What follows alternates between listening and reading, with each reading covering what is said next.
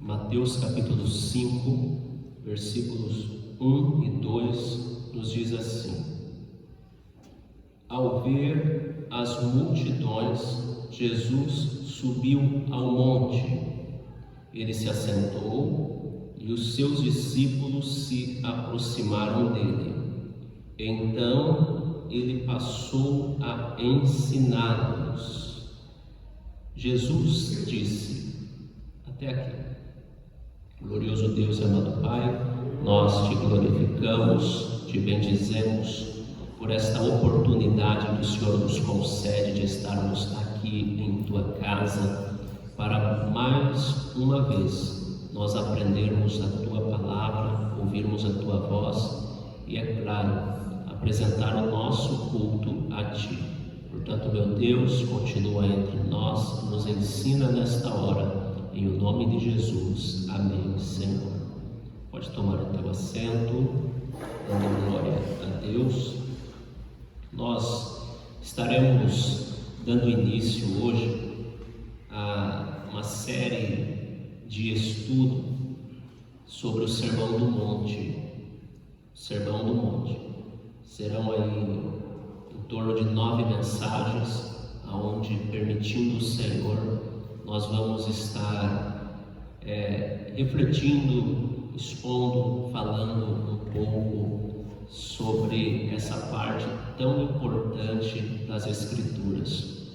E para iniciarmos, hoje nós estaremos falando sobre a importância do discipulado. A importância do discipulado. Conforme nós vemos aqui, nesses 2 versículos que a gente leu, Jesus, ele sobe a um monte e assenta-se. Na verdade, ele vê a multidão, então ele sobe a um monte, ele se assenta, os discípulos se achegam perto dele e então ele começa a ensiná-los. E é necessário que a gente venha fazer uma ida até os versículos anteriores ou até o capítulo anterior para nós contextualizar o que estava acontecendo aqui. Jesus já havia sido batizado nas águas, o Espírito Santo já havia descido sobre ele, Deus Pai já havia declarado que Jesus é o Filho amado em quem ele tem prazer. Jesus já havia sido levado pelo Espírito Santo ao deserto para ser tentado pelo diabo e já havia saído dali, vencido o diabo naquele cenário de tentação, onde 40 dias e 40 noites Jesus ele jejuou, e nós vemos a vitória dele ali sobre o diabo naquilo que nós entendemos que é uma primeira investida contra Jesus após os seus 30 anos, porque a gente vê no início da vida de Jesus, já no seu nascimento, a perseguição que fora feita contra a vida do mestre, e após ele completar 30 anos, então a gente vê, ele inicia o seu ministério, e ali o diabo já investe pesado contra ele, mas, é claro, não tem sucesso. E Jesus, conforme os versículos anteriores, do capítulo 4, os versos 23 ao versículo 25, nós vamos ver que a fama de Jesus estava se espalhando.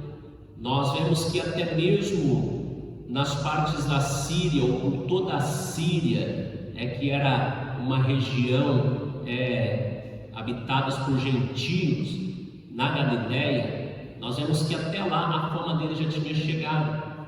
E Jesus ele percorre a Galileia ensinando a palavra de Deus, na verdade não ensinando, mas operando sinais e maravilhas. Nós vemos que os paralíticos são curados, os demônios são expulsos, e Jesus cura as enfermidades, e por causa disso, multidões começam a vir atrás de Jesus. Nós vemos multidões, conforme fala no verso 25 do capítulo 4, da Galiléia, de Decápolis, de Jerusalém, da Judéia e do outro lado do Jordão. Numerosas multidões começam a seguir Jesus, porque o que estava acontecendo ali era algo que aquela geração nunca tinha visto, porque tudo o que o povo israelita conhecia sobre milagres, sobre maravilhas, sobre o agir sobrenatural de Deus,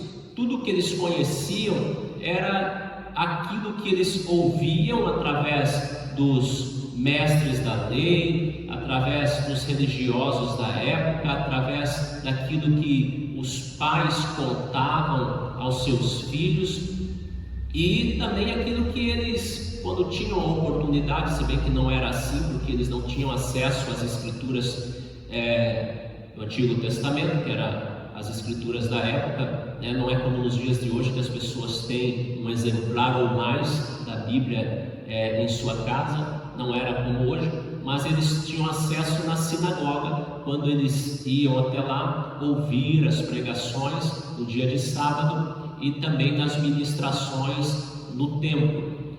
Então o que eles conheciam era somente de ouvir falar, mas agora eles estão podendo ver, porque Deus volta a manifestar a sua glória, volta a manifestar o seu poder, pessoas são curadas, demônios são expulsos, enfim, a glória de Deus está manifestando no meio deles, e isso faz com que multidões comecem a seguir Jesus, porque eles começam a ver coisas que eles entendiam que Elias fez, que Eliseu fez, que aconteceu no período do Antigo Testamento, mas que Deus já não mais operava no meio do povo. Porque, para nós termos uma ideia, só de Malaquias até Jesus foram 400 anos,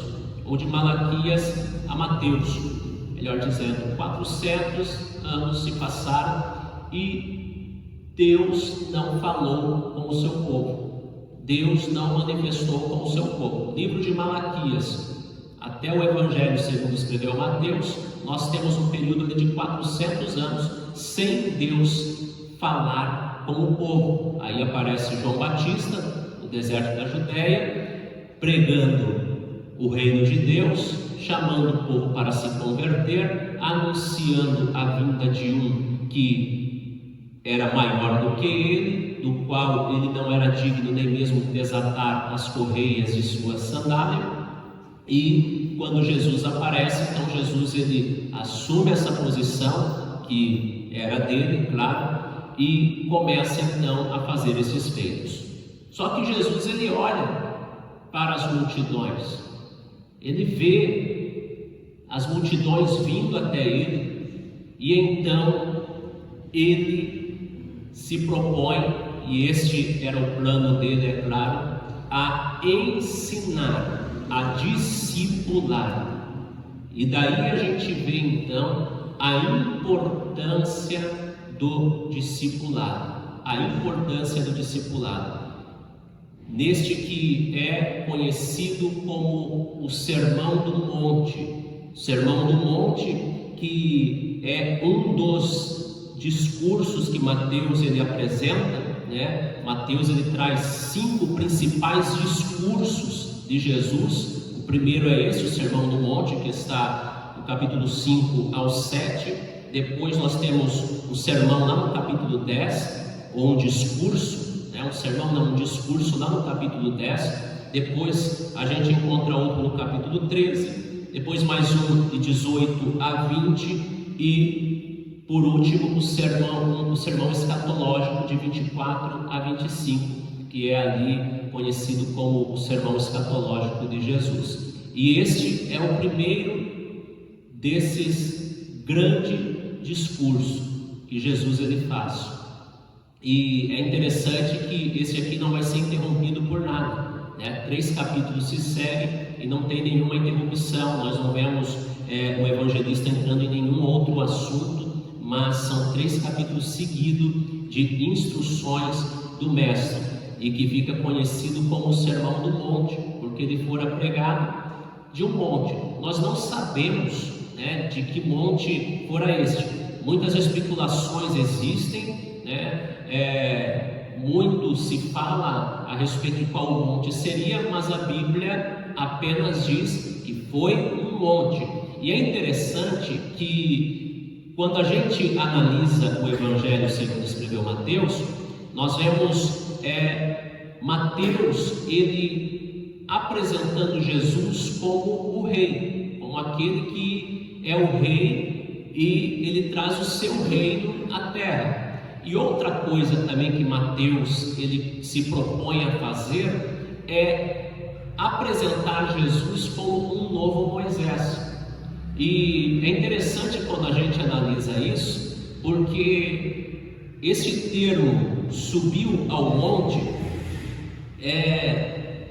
nós vamos encontrar no Antigo Testamento grego, esse mesmo termo lá no livro do Êxodo.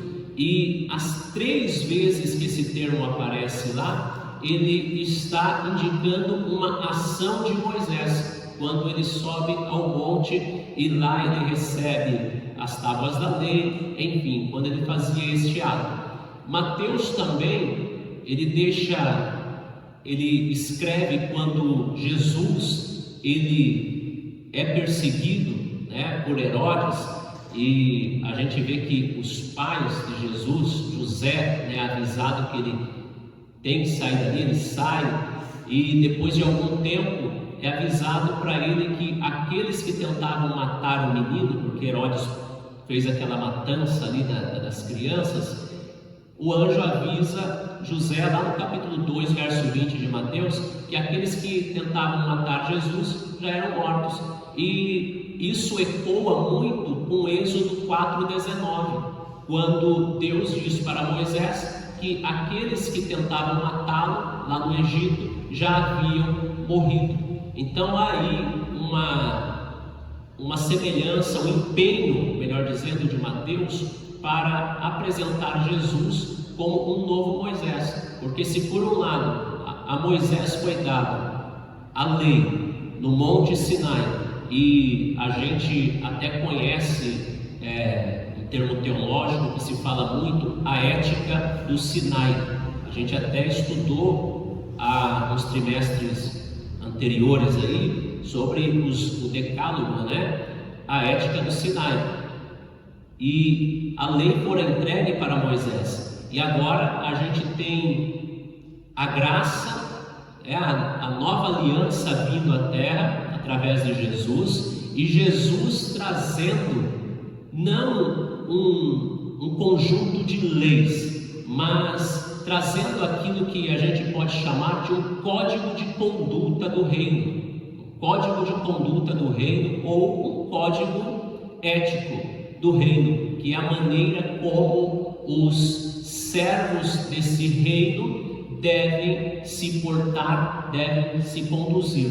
O Sermão do Monte não se propõe a trazer doutrinas a fundo, não, ele não se propõe a isso. Aqui Jesus não vai explorar doutrinas como a soteriologia, que é a doutrina da salvação. Jesus não vai explorar aqui a martiologia, que é a doutrina do pecado, ou paracletologia, a doutrina do Espírito Santo. Não, nenhuma dessas doutrinas Jesus ele vai explorar. Mas o que ele traz aqui neste sermão é um código de conduta, um código de ética, como a pessoa viver moralmente bem no reino de Deus. E para iniciar isso, nós vemos Jesus então subindo a um monte, após avistar as multidões. Ele sobe ao monte, ele se assenta, os discípulos então se aproximam dele e ele começa a ensinar. Então a gente vai falar sobre a importância do discipulado. E O primeiro ponto que eu quero observar aqui é que só é possível ser discípulo de Jesus se aprendermos com Ele. Só é possível ser discípulo de Jesus se aprendermos com Ele. A palavra discípulo, segundo Champlin, ele traz no seu comentário do Novo Testamento, versículo a versículo, ele traz uma ideia de discípulo, ele traz ali uma definição de discípulo que eu penso ser muito interessante. Ele diz assim: discípulos, essa palavra pode significar aprendiz, estudante, adepto ou seguidor. Um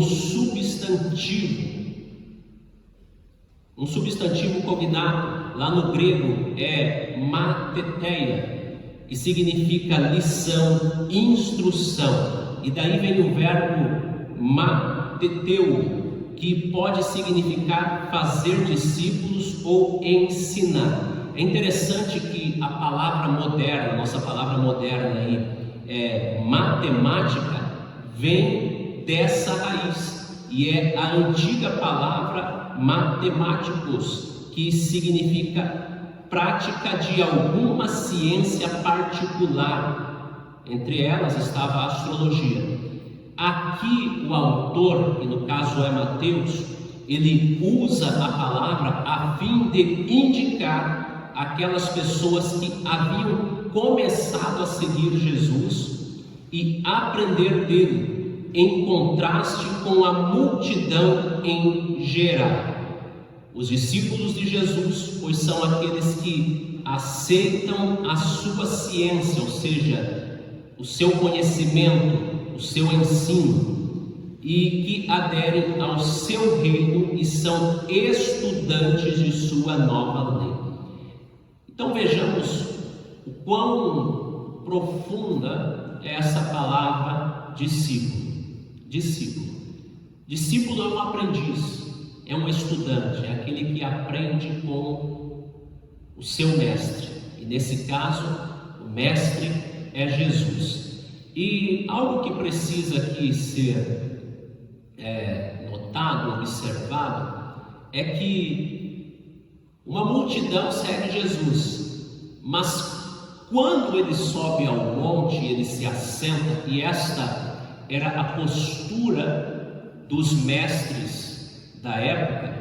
Jesus ele tem um discurso, ele tem um sermão que em nada tem a ver com os mestres da época, mas Jesus ele usa as metodologias dos mestres, dos sábios de seu tempo. Ele usa os recursos que estão disponíveis para ele, e um dos recursos é o que? Subir a um monte. Certamente este monte ele tem ali uma parte que tem uma planície, e com toda certeza é um lugar vasto, aonde ele assenta-se e uma multidão se achega até ele, porém não muito perto, porque a gente vê aqui que quem se achega perto realmente são os discípulos, é o que a Bíblia está falando. Às vezes a gente tem a ideia de que Jesus, se não observarmos o texto, de que Jesus ele começa a se dirigir à multidão, mas na verdade ele não está se dirigindo à multidão. É o que o texto está dizendo. Ao ver as multidões, Jesus subiu ao monte, ele se assentou e os seus discípulos se aproximaram dele. Então ele passou a ensiná-los. Então veja que havia uma multidão, mas quem se aproxima de Jesus são os discípulos. E aqui já cabe uma colocação. O discípulo do mestre anda perto do mestre. Não tem como ser discípulo seguindo de longe. Quem eram esses discípulos? A gente entende que aqui eram os 12, aqueles que Jesus já havia escolhido. Mas aí alguém diz assim: mas ele só vai escolher os 12 lá no capítulo 10. Porém, quando a gente lê os evangelhos, a gente vê que esses relatos nem sempre eles estão em uma ordem cronológica. A gente precisa entender isso. Então, o que a gente compreende aqui é que quem se aproximou ali foram os 12, porque eles são chamados de discípulos. Lá em Lucas 9, quando a Bíblia fala também sobre a chamada dos 12, primeiro está sendo usado ali o termo chamando Jesus os 12. Depois, quando eles retornam, aí já fala ali, retornando os apóstolos, enfim. Então são coisas que a gente precisa ter aqui em mente. A palavra discípulo aqui está se referindo àqueles que fizeram parte do colégio apostólico. E eles se aproximaram de Jesus. Então veja que já havia ali neles esse entendimento de que Jesus realmente era o mestre deles e eles precisavam estar perto. Então é impossível seguir Jesus de longe. É impossível seguir Jesus à distância. O discípulo, ele precisa estar junto do seu mestre. É interessante a definição de discípulo que alguns dizem, que no hebraico, talmudim, traz a ideia daquele que leva o pó no rosto. Talmudim é a palavra usada para discípulo. Palavra usada para definir discípulo. Então, no hebraico, isso não no grego, no hebraico. E muitos vão dizer que é aquele que leva o pó no rosto. Por quê? Como leva o pó no rosto? De tão perto que ele anda do seu mestre, conforme o seu mestre pisa no chão, a poeira que levanta-se de suas sandálias vai no seu rosto de tão perto que ele está. Então é necessário seguir Jesus de perto. E é necessário, ou só é possível, ser discípulo de Jesus se aprendermos com Ele. O discípulo precisa estar disposto a aprender. Na verdade, não é nem estar disposto, é uma obrigação. Aprender. Charles Spurgeon diz: quando o mestre abre a sua boca, nós devemos de abrir os nossos ouvidos e o nosso coração. Porque se Jesus abre a sua boca, Ele vai falar e nós vamos aprender. Quer ver que isso é uma realidade? O discípulo, realmente, ele só é um discípulo se ele ouvir, se ele aprender de Jesus. Um texto que é muito falado, João 8,32, nos diz o quê? E conhecereis a verdade, e a verdade os libertará. Mas esse texto, ele tem um contexto, e o que vem antes dele explica bem isso que a gente está falando aqui. Quer ver? João 8:31. Olha o que diz. João 8:31 diz assim: então Jesus disse aos judeus que haviam crido nele: se vocês permanecerem na minha palavra, são verdadeiramente meus discípulos, e conhecereis a verdade, e a verdade vos libertará.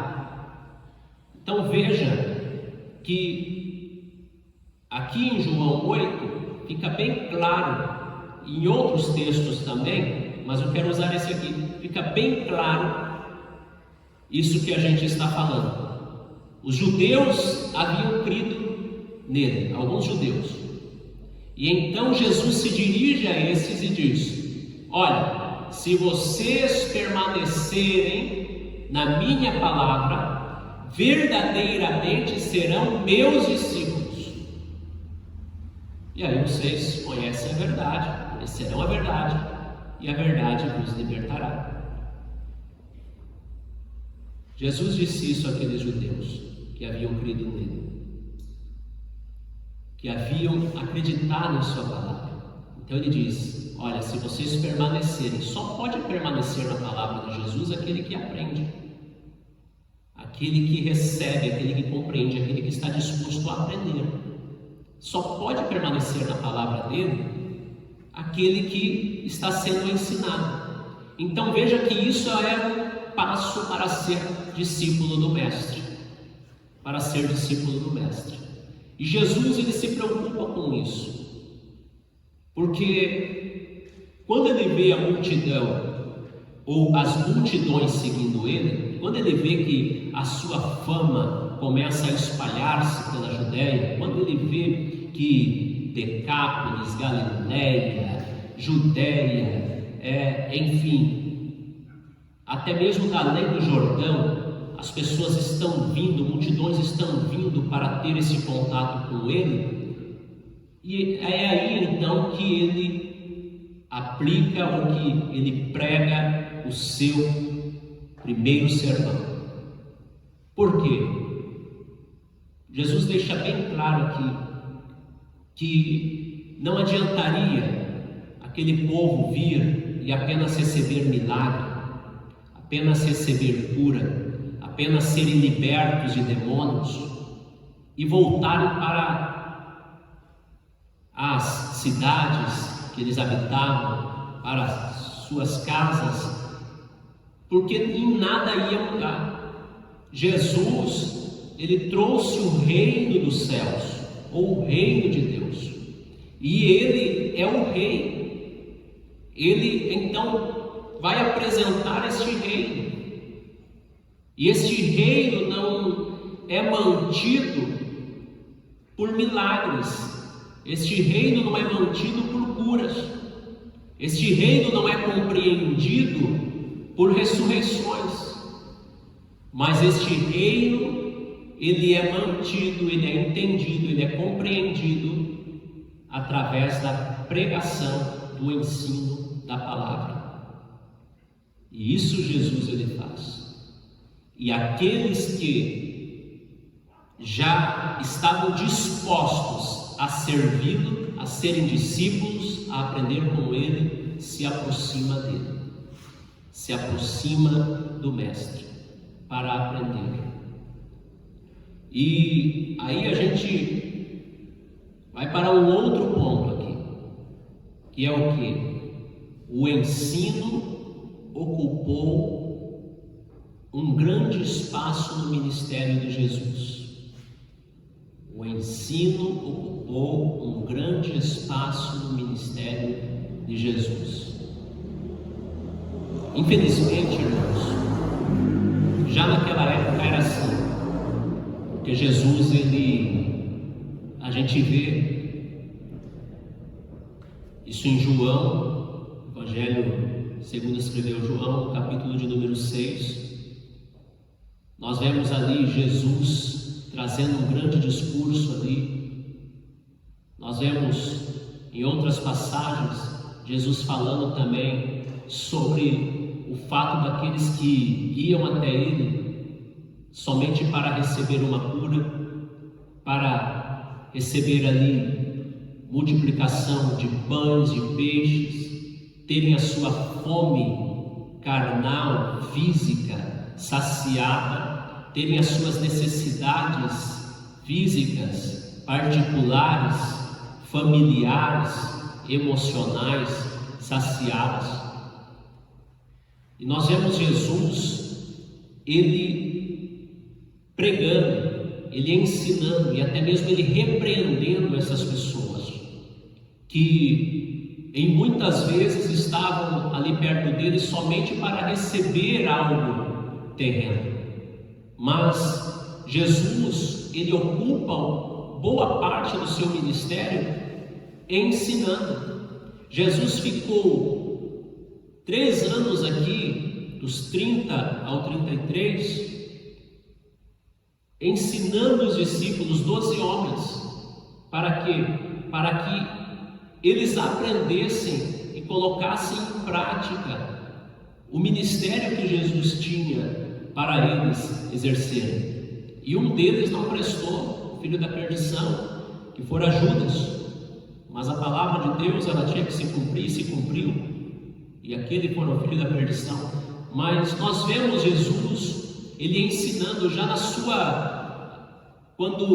após o seu nascimento, E aí nós vamos ter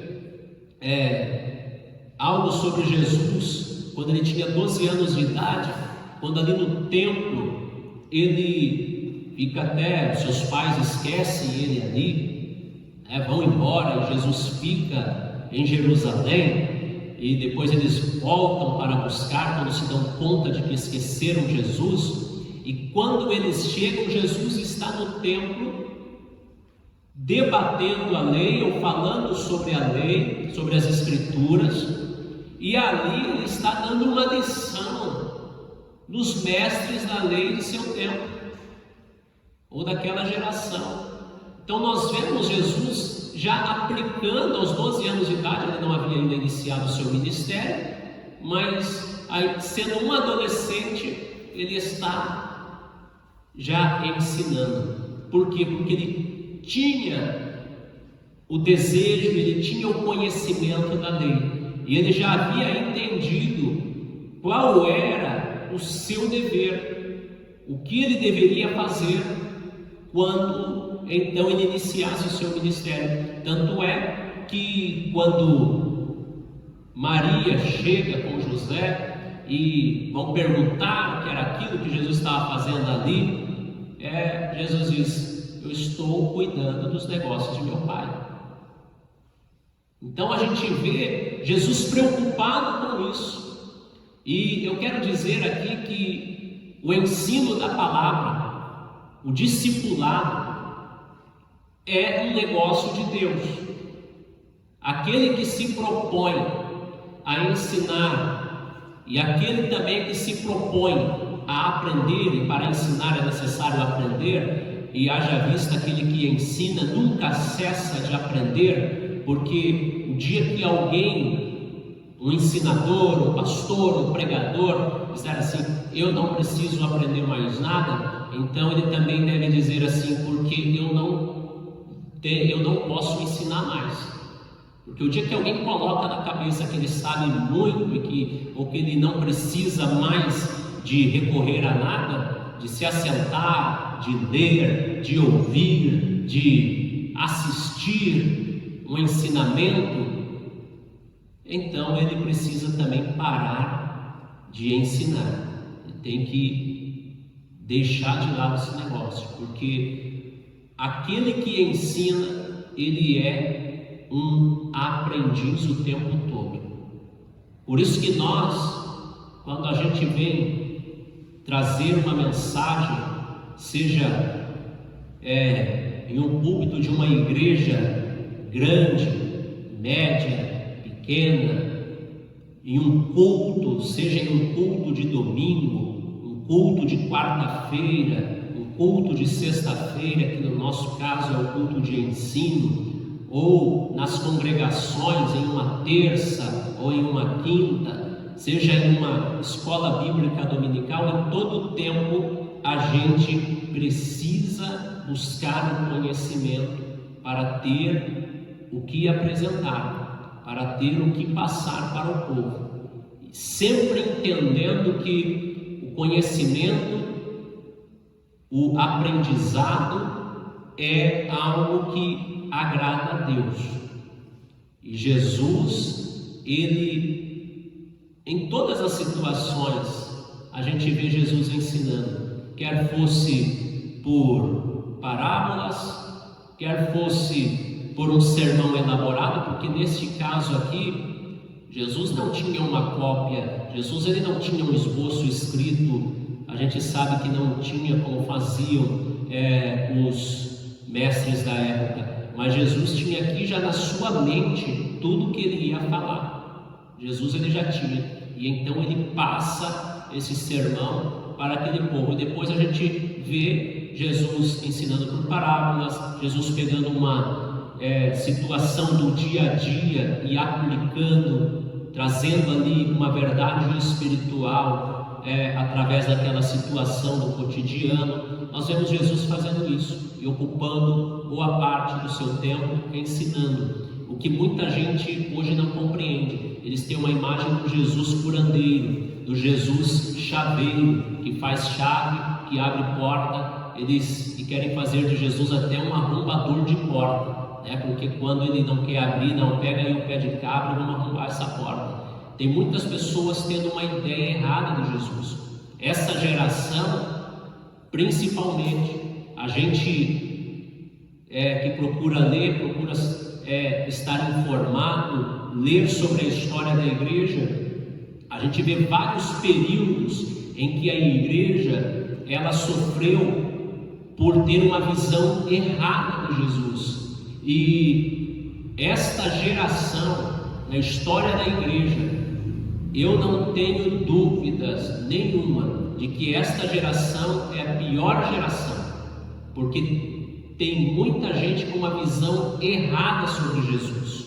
O que, glória a Deus, não é o nosso caso aqui, porque aqui a gente, e nas igrejas deste ministério, eu posso dizer, porque a gente tem conhecimento sobre isso, a gente vê que é pregado Jesus, nós temos uma base doutrinária, nós pregamos a salvação, nós ensinamos, nós procuramos discipular os crentes, enfim, e somos também discipulados, é claro, mas a gente vê em muitos lugares, principalmente o que as mídias sociais apresentam, o que as igrejas emergentes aí que ficam 24 horas em um programa de TV, a gente pode ver ali o Jesus que eles apresentam. Eles apresentam o Jesus que cura, o Jesus que conserta casamento, o Jesus que abre porta, o Jesus que põe dinheiro na conta, o Jesus que faz tudo isso.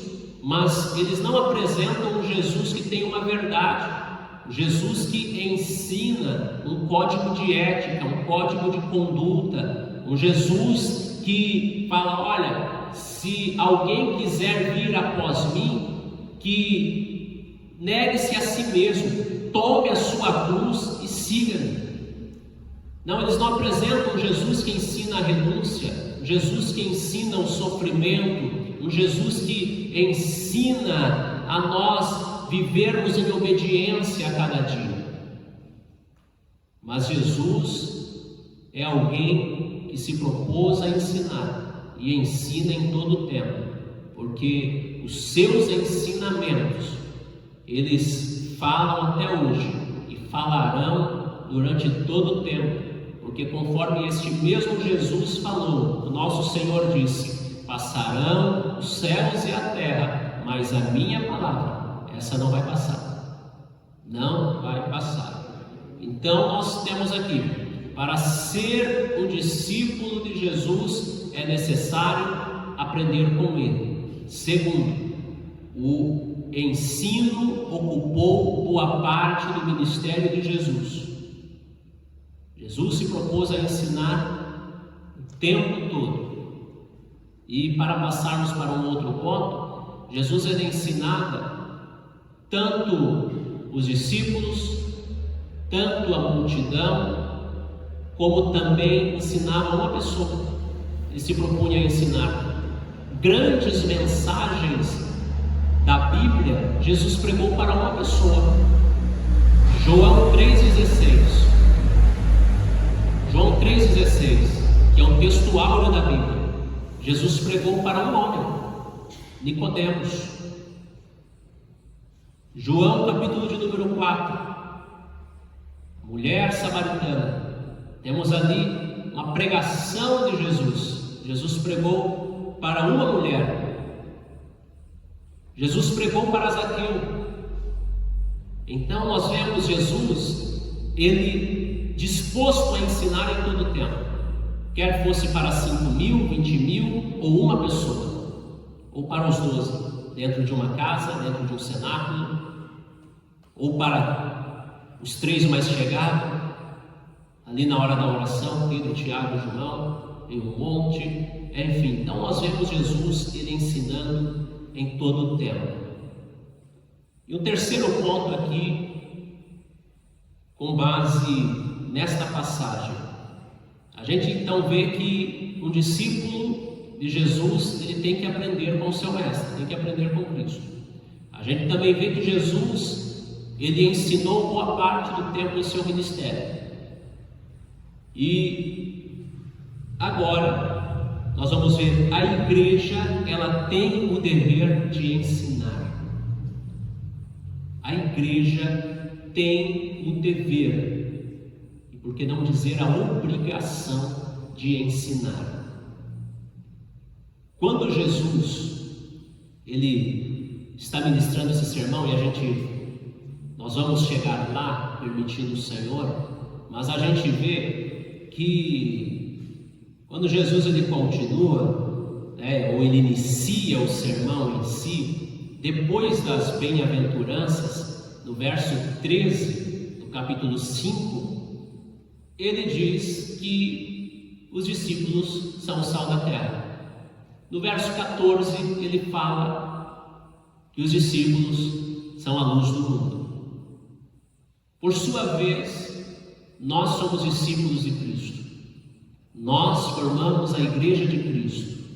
Então, a igreja, ela é o sal da terra. A igreja, ela é a luz do mundo. Não vamos nos ater a isso aqui, é só uma referência, porque nós vamos chegar lá permitindo Deus. Sal e luz são diferença nesta terra. E sendo assim, nós vamos ensinar alguma coisa. Porque em uma geração insípida, em uma geração que é levado, o gosto das pessoas mudam conforme a música toca, e agora podemos dizer conforme as tendências aí midiáticas apontam, e as pessoas mudam de opinião, mudam de gosto, de uma hora para outra, de um dia para o outro. O que é moda hoje, amanhã já não será mais, porque o que era moda ontem, hoje já deixou de ser em muitos casos. A igreja, ela não muda. A igreja, ela permanece sendo a mesma. A igreja permanece sendo sal. O gosto não muda, sal é sal em todo o tempo. E a igreja permanece sendo luz. Luz é luz em todo o tempo. Então isso mostra que a igreja, ela é a diferença aqui, e que por sua vez, ela tem o dever de mostrar essa diferença e de ensinar o caminho para Jesus, o caminho para os céus. A igreja tem esse dever. A igreja, ela é encarregada de ensinar. Quando Jesus, na grande comissão, em Mateus 28, 20, o que é que ele diz? Ide a todas as nações, ensinando-os a guardar a sua palavra, ensinando a sua palavra, ensinando as leis do reino, ensinando o evangelho, pregando. Então nós vemos que Jesus incumbiu a igreja de ensinar. Jesus fez isso. Nós vemos Paulo escrevendo a Timóteo, e esse texto eu gosto muito, 1 Timóteo 3,15. Paulo diz assim: mas se eu demorar, saiba como as pessoas devem comportar-se na casa de Deus. E aí ele continua, e olha o que ele fala sobre a casa de Deus, que é a igreja do Deus vivo, coluna e fundamento da verdade.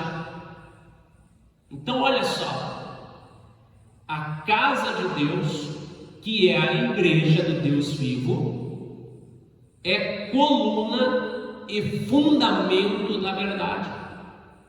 Então olha aqui, a verdade é a palavra de Jesus. Jesus, ele disse: conhecereis a verdade. A gente já citou isso aqui. É a palavra do Senhor. E Jesus, ele é a própria palavra, porque João nos escreve dizendo: no princípio era a palavra, ou o verbo. Então Jesus, ele é a própria palavra. E se a palavra é a verdade, Jesus, ele é a verdade, porque ele disse: eu sou o caminho, a verdade e a vida, ninguém vem ao Pai senão por mim. Então vejamos que a igreja, que é coluna e firmeza da verdade, logo, então a igreja ela apresenta a verdade, que é Jesus, que é a sua palavra, que são os seus ensinamentos. O mundo só tem acesso a Jesus através da igreja. E aí alguém pode dizer: não, pastor, porque o mundo tem acesso a Jesus através da Bíblia. Concordo, mas quem é que prega a Bíblia? Quem é que prega a palavra? É a igreja. Porque se alguém pegar a Bíblia, não tendo um entendimento sobre ela, a pessoa vai ler e não vai compreender. Lembremos-nos daquele eunuco, quando Filipe estava ali na sua trajetória, em Atos 8, e aí tem um eunuco, ele para ali a sua carruagem, a sua viagem que está fazendo, está lendo no profeta Isaías, que nós temos hoje no capítulo 53, e o Espírito Santo diz a Filipe: vai lá, explica para ele, porque ele não está entendendo o que ele está lendo. Filipe chega até ele, começa ali a conversar, e Filipe era um grande evangelista, um diácono, mas que durante a perseguição que a igreja sofreu, ele saiu pregando Jesus, ensinando, e Deus usou de forma sobrenatural em meio aos samaritanos, porque os paralíticos andavam, os demônios saíam gritando, e o pessoal acreditava porque estava ouvindo o que Filipe pregava, mas também estava vendo o que Deus estava fazendo através da vida dele. E Filipe então chega ali, começa a conversar com aquele eunuco e etíope, e aí o eunuco diz para ele: olha, o que é que ele está falando aqui? É dele mesmo, é de outra pessoa? E então Filipe lhe explica as Escrituras. Chegando até Jesus, fala sobre Cristo, prega o arrependimento, prega sobre o batismo, e aquele homem então diz: olha, eis aí água, quem impede que eu seja batizado? E ele é batizado, e aquele homem então, ele se converteu, ele creu, porque havia alguém para pregar para ele, e este alguém era um membro da igreja, a igreja que havia sido dispersada pela perseguição.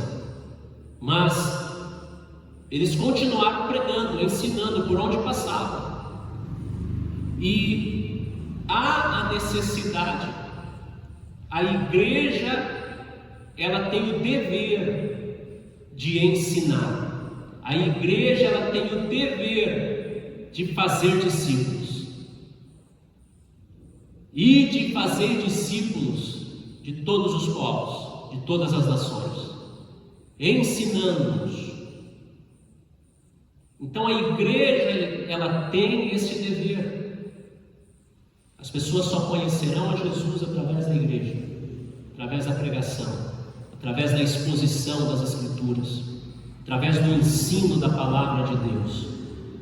Eu falava isso ontem no curso, dizia aos irmãos que ali estavam, que é inadmissível alguém pegar uma pessoa que não é crente, e aquela pessoa levanta a mão e se converte a Jesus ali, e aí então a pessoa, vendo aquele ato, chega e diz para ela: olha, o Senhor vai restituir tudo aquilo que você perdeu, o Senhor, Ele vai trazer de volta aquilo que você perdeu. E eu fico olhando essas coisas e eu fico pensando, como o Senhor vai trazer de volta algo que aquela pessoa nunca teve? Porque o que a Bíblia nos mostra, Isso está lá em Efésios, está muito claro por toda a Bíblia, mas Efésios, Paulo é a cereja do bolo. Ele traz ali, no capítulo de número 2, a declaração mais triste a nosso respeito, aonde fala que nós estávamos mortos em ofensas, em pecados, andávamos seguindo a ordem deste mundo, obedecendo às ordens de Satanás.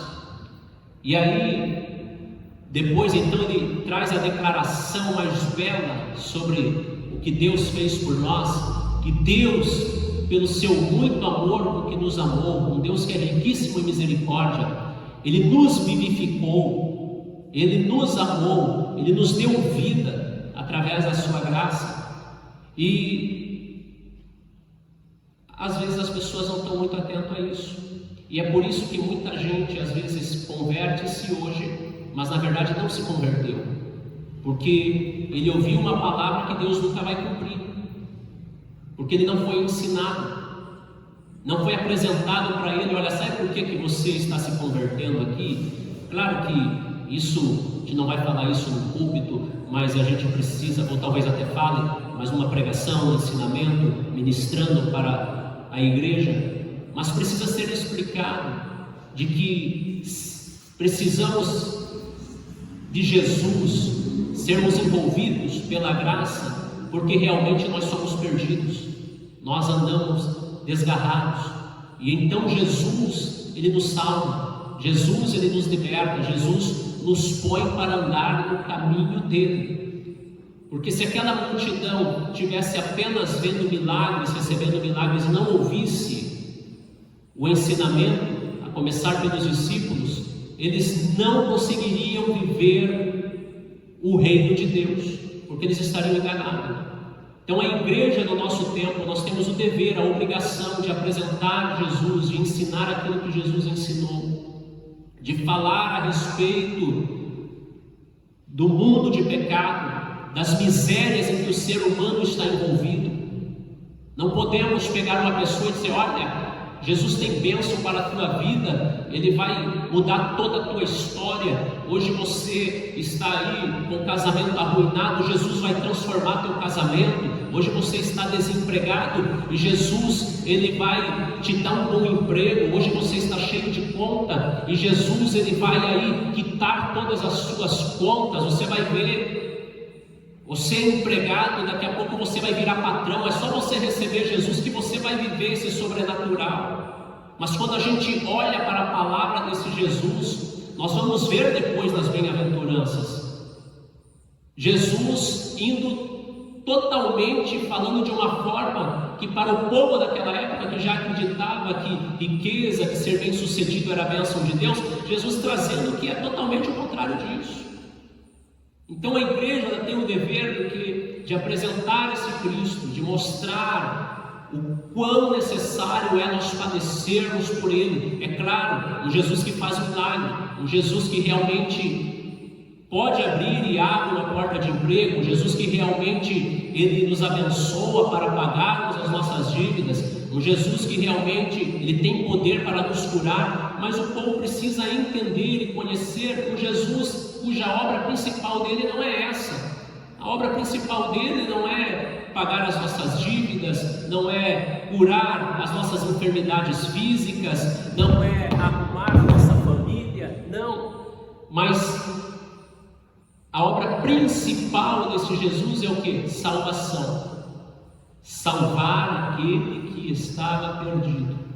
E glória a Deus que nós que aqui estamos, muitos de nós com dívidas, não somos canoteiros, porque vamos aprender aqui que o crente não pode ser canoteiro.